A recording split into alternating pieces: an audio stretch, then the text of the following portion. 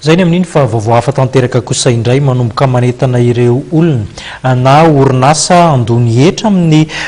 zao fotoana zao ny kaomina Antananarivo Renivohitra anisan'ny voatondron'ny ao anatin'izany moa ireo fandoavana ny hetra amin'ireny Antennes relais ireny raha ny voasoratra amin'ny lalàna mifehy ny teti-bola 7.12 tokoa dia tondron'ny lalàna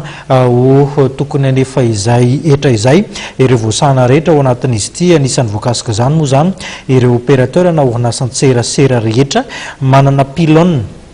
sy ireny karazana antenne samihafa ireny na io amin'ny tany mpanjakana na amin'ny tanin'olon-tsotra ihany koa na ihany koa zany eny amin'ny tafitrano samihafa eny miantso ary noho izany ny kaomina Antananarivo Renivohitra mba hanantona ny biraon'ny DMR na ny direction de mobilisation de ressources etsy amin'ny kianjan'ny Mahamasina mba hanatanteraka ny